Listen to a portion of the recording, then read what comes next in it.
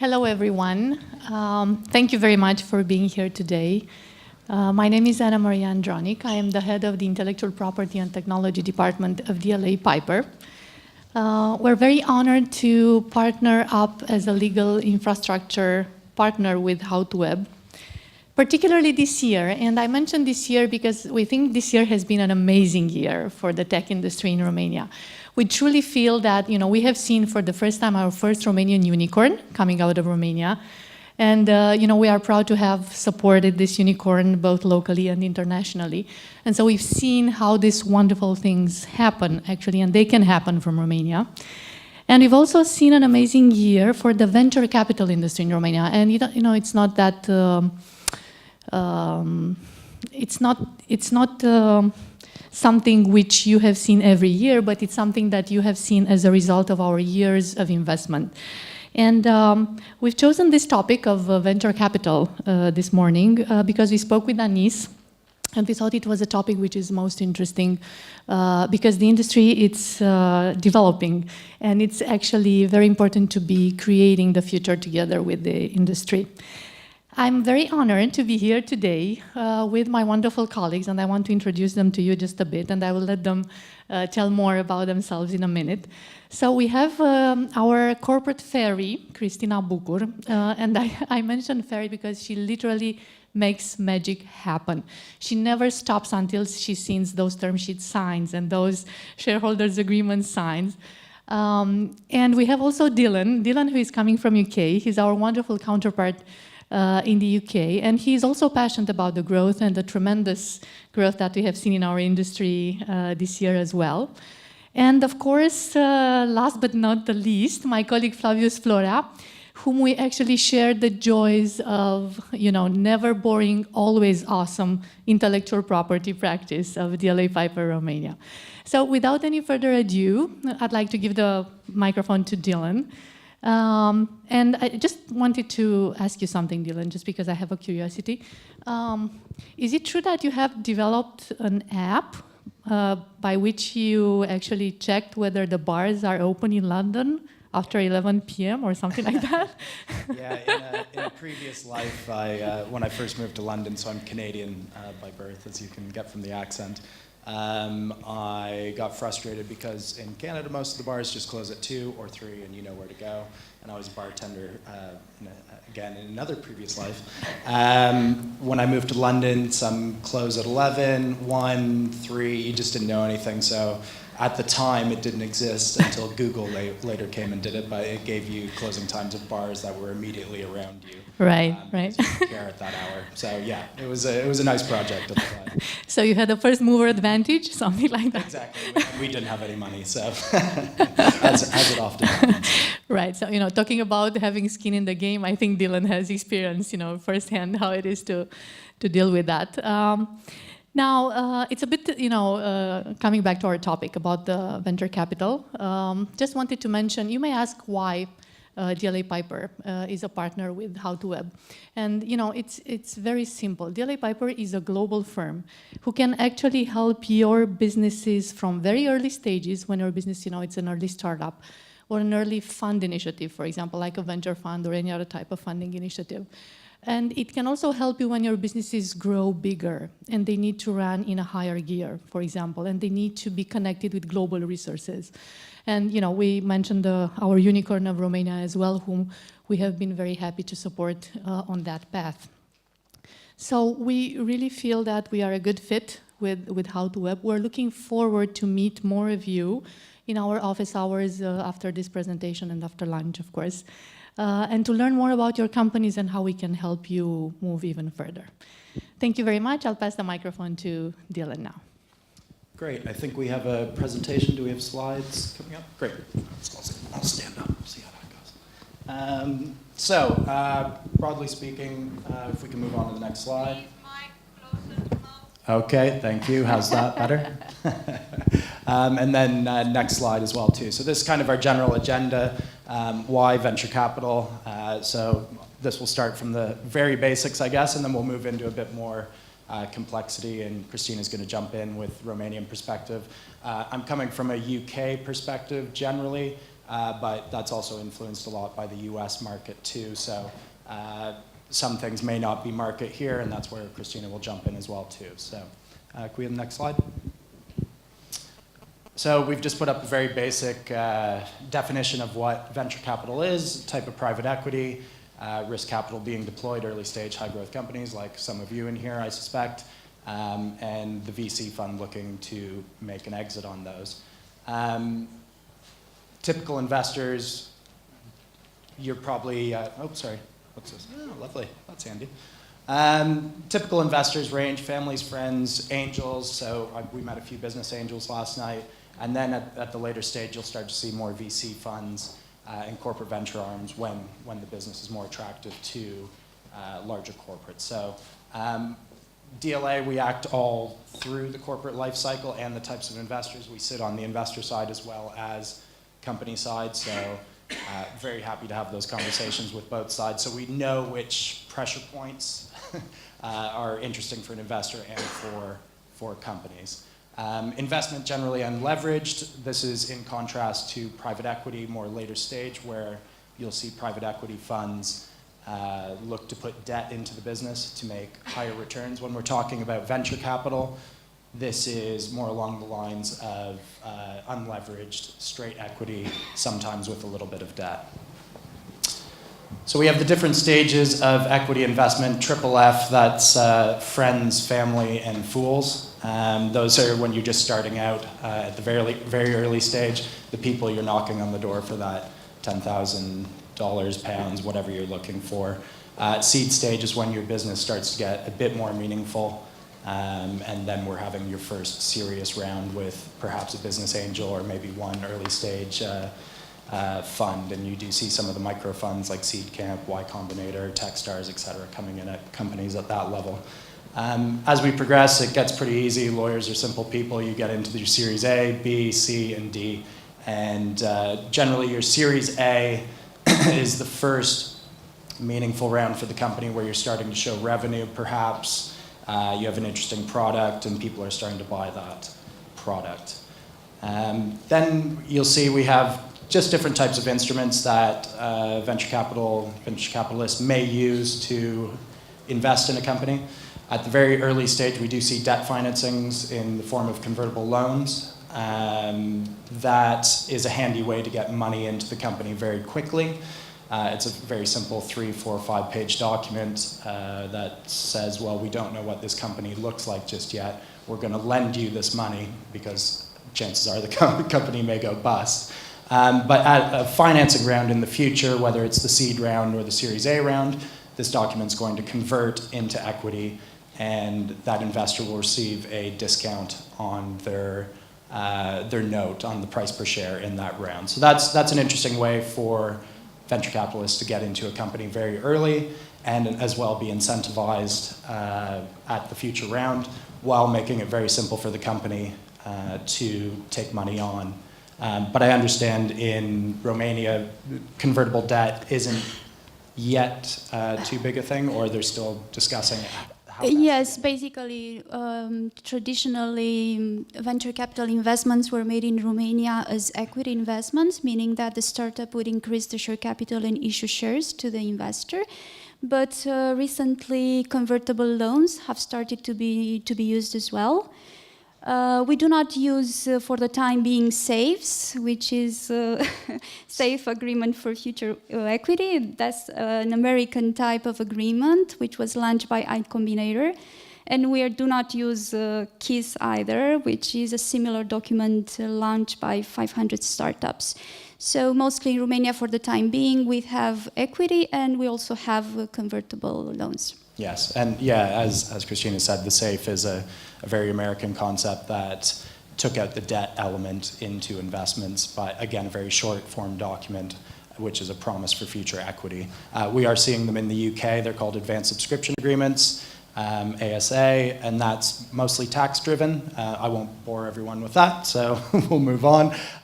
Token generation events or initial coin offerings, we are seeing those as a way to raise money as well. But there's a whole raft of complications around that as well. But the US, even though with the fall of a lot of cryptocurrencies, the US is still seeing quite a bit of demand on the ICOs. So that's been quite interesting and really forced us lawyers to think about what is a coin and a token and how that works legally. So that's the general setting for venture capital. If we can move on there.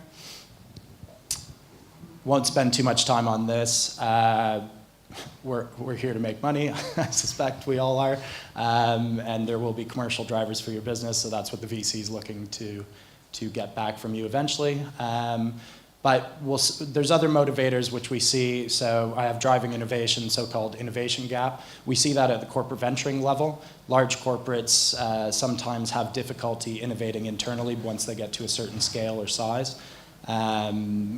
We therefore see them using their corporate venturing arms, not necessarily as a means to make money, but as a new strategy to pursue new tech in the business, or perhaps, as I have below there, if they really do like the company over a few financing rounds, look to eventually acquire them. So that's a very interesting form of venture capital, and I wouldn't rule out, if you are early stage startups, working with a large corporate, because it does give you your first commercial opportunity that you can exploit your tech, and eventually they might want to acquire you as well. So that's a very, very interesting source of cash. Okay, so we have a lot to get through here on deal terms. This will be a whistle-stop tour, so I apologize if we don't get into the granularity that everybody hoped. So, deals generally, this is more on the investor side. Make sure as a startup who you're getting into bed with, because you will be in bed with them for quite a while. So choose your investors wisely. Conversely with the investors, when setting up a fund, just make sure your vision is clear in what verticals you're going to be investing in. For the corporate venturing houses, sometimes how quickly do you have to demonstrate value within the business? That's a difficult question for management. So there's a lot of questions from the company's point of view and from the investor's point of view why they're doing this and setting up this venture capital operation. But I suspect most of us are startups here, so really pay good attention. There's plenty of money around. Just make sure you're happy with the person who's going to be strategically helping your business as time moves forward. And with that, especially in emerging markets, reputation is definitely key. There's going to be a small number of investors. Word spreads very quickly if investors don't play nicely. So you'll speak to other startups who've worked with the investors you're looking to take on board, see what their expectation is, do the diligence on the investor. It's really worth doing.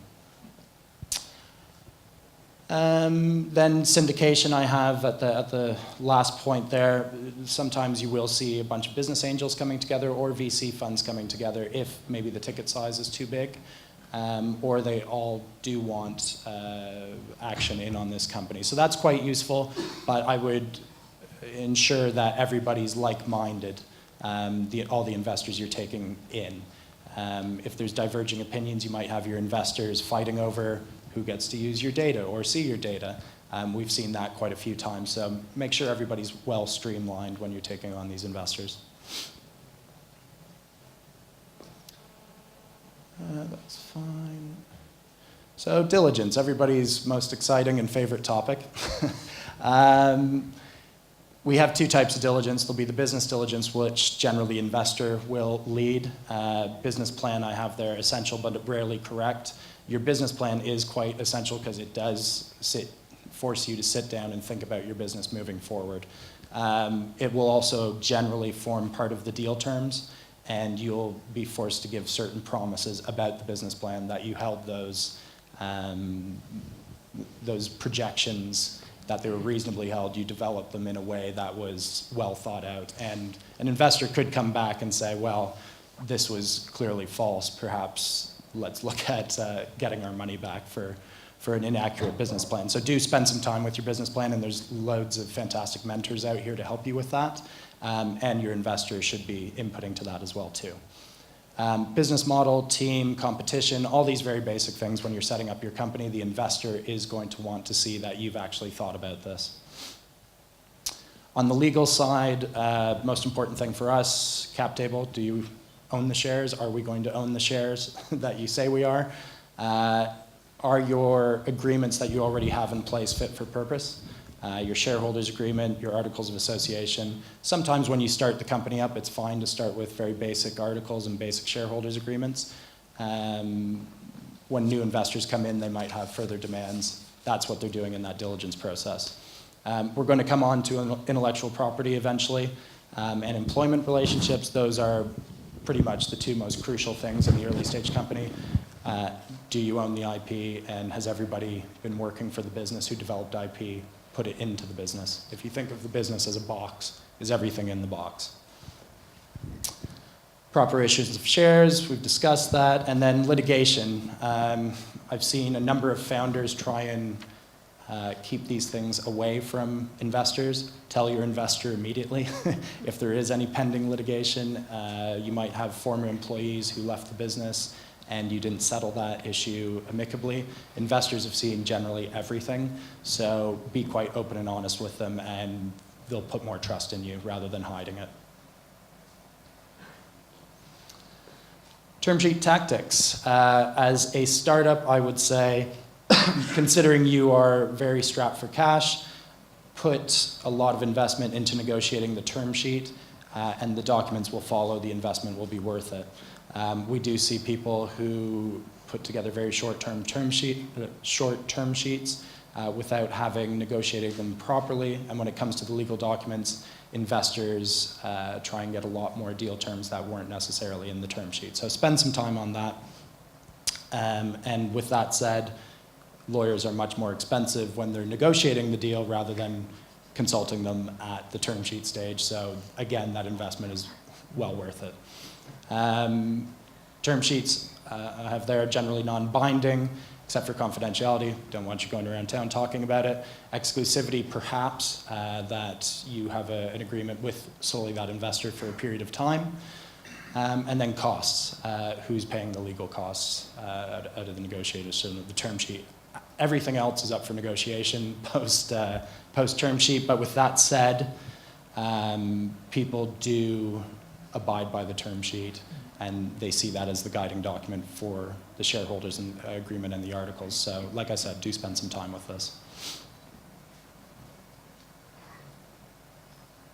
So here's just some strategies. Hopefully there's not too many investors in here and we're not giving away too much, but you'll see at the third point, term sheet says versus the term sheet's not binding. So as a startup, you're really going to be focusing on saying, we agreed this in the term sheet when deal terms start to shift a bit, and bring everybody's attention back to the term sheet. That's a key principle if you've negotiated a very good term sheet. So into the actual characteristics of the term sheet itself, we're starting with valuation. That's, again, the basics, and that needs to be you need to get that right. Have you agreed a valuation with the investor? Fine. How much money is coming into the company from the investor, and for what percentage of shares? That's very basic, and you'll see that on a fully diluted basis. That's considering all debt and convertible debt is expanded, any type of ESOPs, so employee share option plans, those have been exercised. So the investor wants to know, when I put my money in, how much of a percentage of the company am I getting? So get that crystal clear in the term sheet. It'll be the first part of the page. Class of securities, I know this differs here in Romania. Ordinary, you generally see that for the founders and for the early stage employees. As investors come in, you'll start seeing preference share classes. So if you're doing anything with American or UK investors, you'll have share classes which rank preferentially to the ordinaries. And the main reason for that is generally on a downside.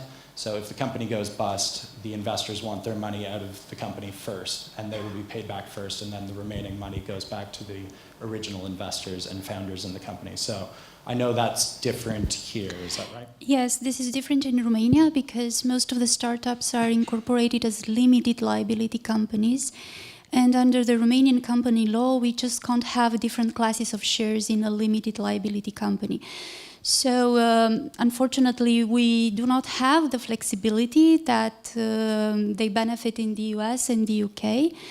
However, both investors and startups have made an effort in adapting the concepts, the VC concepts that are used in the US and UK to the Romanian legal framework.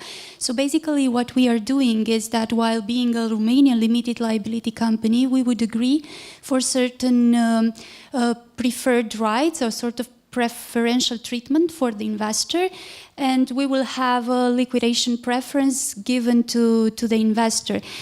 Such right is not necessarily attached to the shares. It's not attached to a different class of shares, but it's rather a contractual right given to the investor. So as Dylan was saying, what liq pref is that the investor would get first the money back, and then the remaining would be distributed to the other shareholders. And there are three types of liq pref, yeah? Yeah, and you see different permutations of this, but effectively all you're trying to protect as an investor that the last money into the company is the first money out if the company goes bust.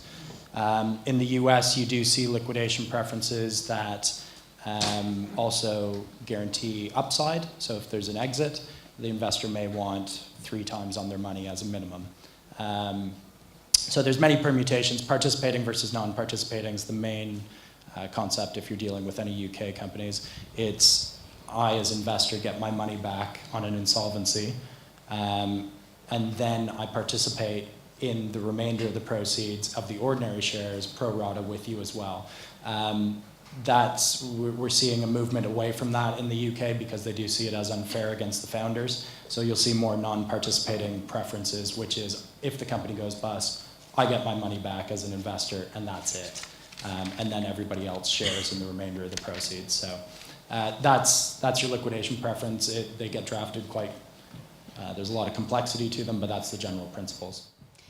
In Romania, the liquidation event, the liquidity event, is not normally limited to the dissolution or the liquidation of the company, but it also concerns scenarios like sale of the business of the company or sale of shares, like change of control or pro rata sale of shares. So basically, the principle is that whenever the shareholders achieve an exit, so they are selling either the business or the shares, the investor would be entitled to get first money back. And whereas we would just say you can convert into ordinary shares and benefit on the upside as with everyone else. So that's one of the nuances between both jurisdictions. Preference dividends, I put that at the bottom. I rarely see these given. It's just giving the investor a preferential dividend at a certain rate per year or at a certain event. As a startup, I generally refuse these. So if you see them, call these guys. So one of the more heavily negotiated parts of the term sheet is the consent matters, veto rights. This is the way the investors, since they're not taking a huge amount of your company, they're taking sub 50%, let's say, this is the way they can keep certain controls over the business. And these can range from a huge laundry list of things to, if the startup's quite smart about this, a reasonable list of items. So these are things that the startup will have to go to the investor and seek permission from the investor to undertake that action. So I've listed just a couple. If you're allotting new shares in the company, you'll need permission from the investor. Creation of a new class of shares, an exit, change of control, you want to sell the intellectual property in the business, any of these major value leakage items for an investor, they'll want to have control over that. And that's very reasonable for an investor to have those in there because they don't have the ability to vote necessarily as a shareholder. So they do want those individual consent rights. I've also put in commercial and operational. Again, this major changes to the business plans, new hires of say over 50,000 euro, $100,000. They want consent over those major strategic hires. And then we're starting to put in a lot more consent rights around coin offerings actually, because since it's a new way to raise venture capital, companies may have done equity fundraisings, but then they'll go and do an ICO without the permission of the investor and bring more fresh capital into the company with something that may or may not be a security. So the investors want that control over that event as well, which I think is completely fair. Investor director, observer rights, this is really dependent on the venture capitalists themselves. So whether they want a director on the board or whether they just want to be able to be present at board meetings and chip in and see how your business is going, but without the fiduciary obligations that a director owes to a company. That's really down to preference of the investor. And also depending on the maturity of the company. So the very early stage companies, they'll really benefit from an experienced director coming into the company, whereas a later stage, say Series A, Series B, Series C company might just need an observer. So the investor has somebody there to report back to their board. So at the early stage, I'd really recommend having a director and having, this is again, thinking about who you're getting into bed with as an investor. Is that person going to be sitting on your board? Are they going to be making really valuable contributions to the board and the strategy of the business? Then I would say take on an investor director, and that's a very helpful. They'll make the introductions that you need as well to sell your product to different businesses, or if it's a corporate venturing, they'll bring the sales into the business. So very valuable aspect of the VC. On to lever provisions. We won't go into too much detail on these as they're highly complex and it's painful for everyone, I think, to discuss. So lever provisions generally are about I as a founder, I've invested in you. Something I said maybe. I've invested in you as a company and I want to ensure that you stay in the business. Therefore, for a certain period of time, shares will accrue with that founder. But if you leave the company on bad terms, say you stole from the company, fraud, hand in the till, something like that, I want the ability to take back some of the shares that you haven't earned, or all of them for that matter. Highly contentious, highly emotive issue, irrespective of the jurisdiction. So if you're acting for founders, that can be you're telling them that you're clawing away parts of their business. It's a very difficult conversation, so it needs to be had very early on and at the term sheet stage. We do see intermediate levers. That's when shares vest over time, but you've earned enough of those shares that you do keep some of them if you've left at, say, year 2 or year 3. Understand the position is also quite different in Romania, that there's a lot of tax-driven reasons. So, like I said, we won't get into too much detail on that point. I would only add to the benefit of the startups that they do not need to be necessarily afraid about these provisions. They need to bear in mind that the idea is that they need to be in the game, so that they need to earn their shares somehow. In Romania, we have started to see the good and bad lever provisions and also the reverse vesting. So how does the reverse vesting works? Because you are a founder, you already own the shares since the incorporation of the company. So reverse vesting means that if the founder leaves during a certain period of time to be agreed with the investor, then the other founders or the investor would have the right to buy back part of the shares of the founder. In the US, for example, the company also has the right to get back the shares from the founders. Normally, it is limited in time, so this is very important for you to bear in mind, to have a limitation in time and to agree a certain vesting schedule. For example, you might have a 3 to 4 years vesting period, and you will agree a certain percentage of a certain vesting schedule. For example, if I have, let's say, a vesting schedule of 4 years, and you may say on the first anniversary of our closing of the investment, I earned somehow 25%, meaning that if I'm leaving after the first anniversary of the closing, you can't buy back those 25. Those are mine. You can only buy back the remaining of the shares. So this is how it works. So you don't need to be afraid of them. We just need to have a reasonable approach and understand how the things work. Yes, yeah.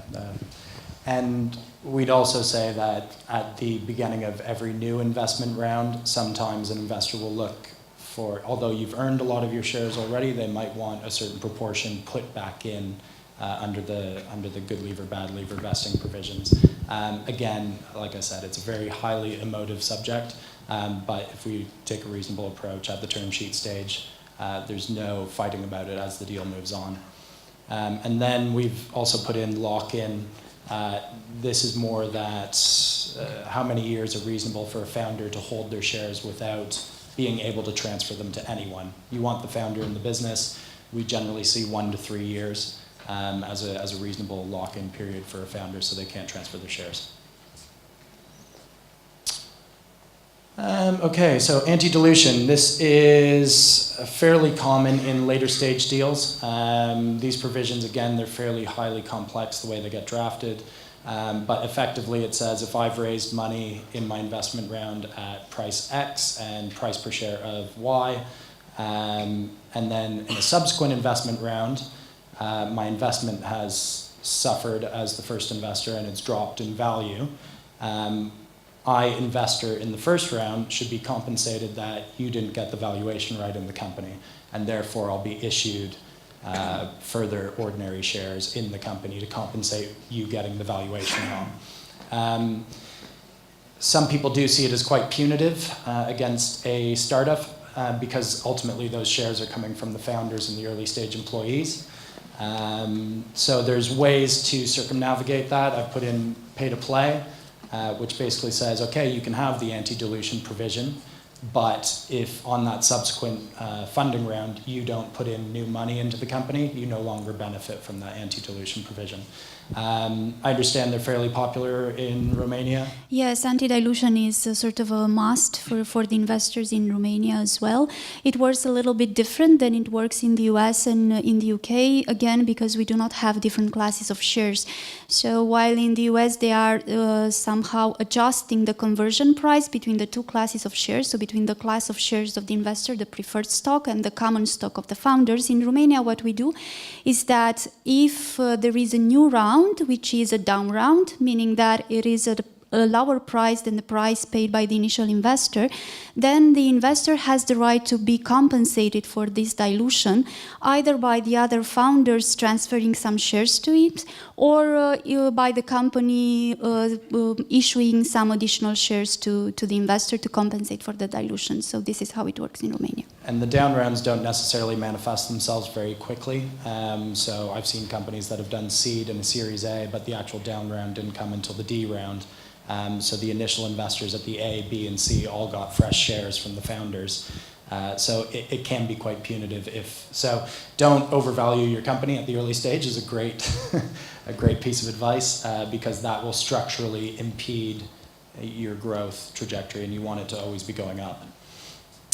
Preemptive rights, short and sweet, any new issue of shares or any transfer to a third party, everybody in the company wants first bite at those shares rather than you just going out to a new third party without having consulted everyone who's already in the business. So again, they're fairly robust legal drafting, but again, all it really means is you need to sell or allot new shares to everyone in the business first before you go elsewhere to do so.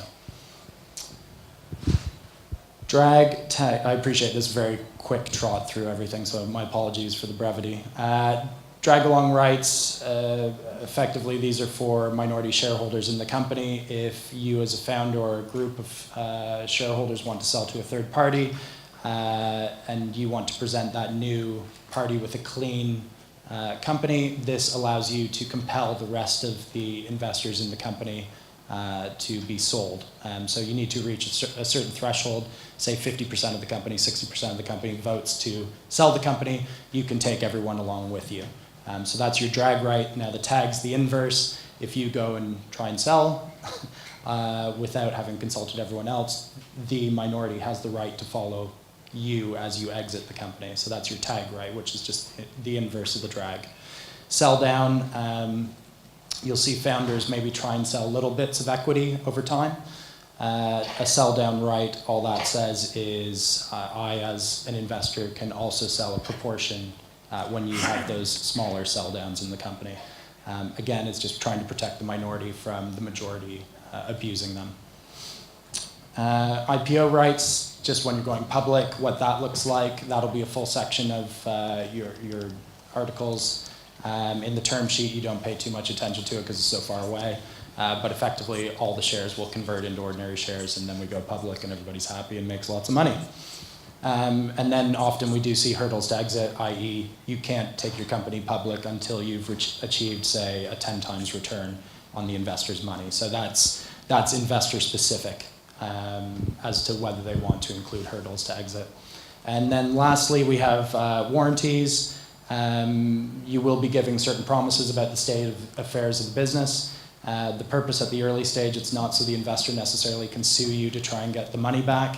It's much more to complement the due diligence exercise and find out all the nasties that are within the business, because the founders and the company will be warranting to the investor that these things are true, and if they aren't, the company can be sued for the amount of the investment, and sometimes the founders can be sued for 1 to 3 times their annual salary for making untrue statements. So really spend a lot of time with the warranties and the disclosure exercise.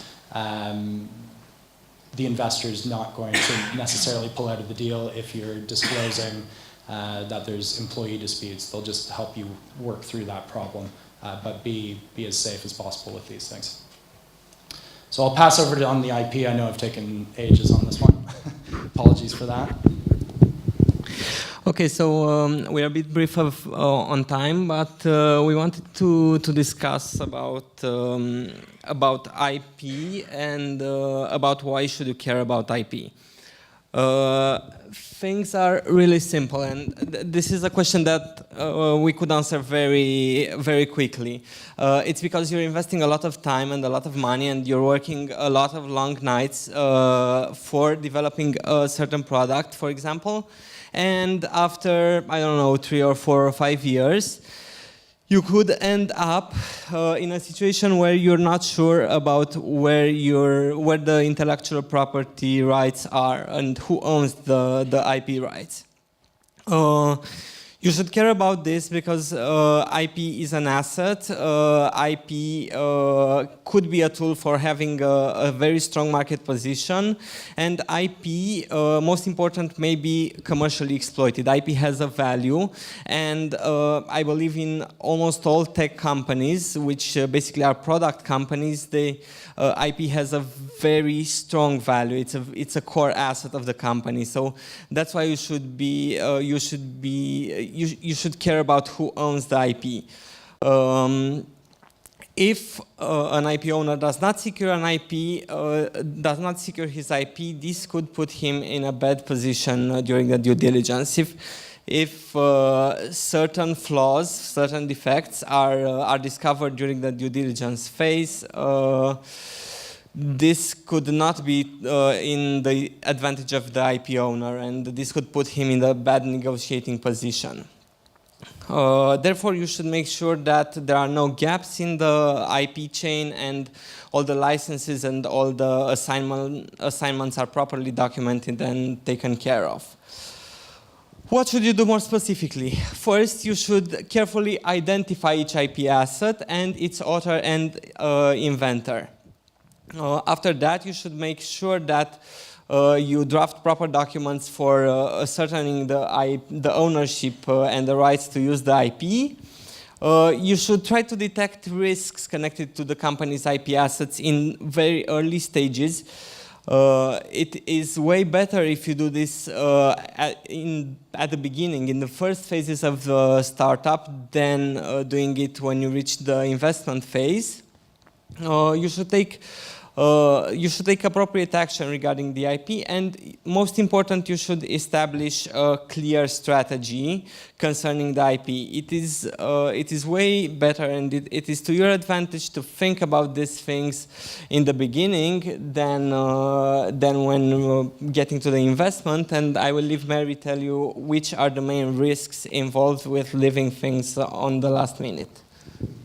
Right. Thank you, Flavius. Discussing a little bit from the investor's perspective. So what Flavius mentioned, and we wanted to send that message to you, is that you have to be particularly attentive to securing your IP in the company. And there are a lot of myths about how to do that. And one of the myths, for example, is that if I'm a shareholder in a company and I work for that company, automatically the IP is owned by the company. And that is precisely not true. You have to assign that intellectual property to the company so that the company is the owner of that intellectual property. So this is the most common mistakes we've seen, we've discovered in the due diligence process. And so we wanted to come here today and actually tell you just a few things about how to prepare for that, to be prepared in that moment when the investor is actually, looking. So what should the investors be able to understand from looking at your company from an IP perspective? So first of all, they need to understand what the intellectual property covers. So what's your product? Is it covered by copyright? Is it covered by patent? Is it secured in any other way, like a trade secret, for example? So you need to be able to articulate to the investor what type of IP you have in your company. The second question is the most frequently asked question, is who owns the IP? And that's where, founders tend to be a little bit confusing. They're like, well, I've created it, so it's mine, or no, it's the company, so how is it owned by the company? Well, it's owned by the company via some agreements that, they are called copyright agreements that you have to sign in order to have that company as the owner of the intellectual property. Why is it important to be the company the owner? Because that's where the money of the investors are going in. So, they're not going into your personal pocket, they're going into the pocket of the company. So it needs to be there in the company. Now, there are a bit of a traps. We're not going to go into more detail because we're really running out of time, but just wanted to mention. So be sure that, like Dylan, I think, mentioned, the employees are not owning the IP, but the company, that any other third-party provider is not the owner of the IP, and it is the company, right? So you use the developer, freelancer. You had a contract, but you can't remember if you signed it or not.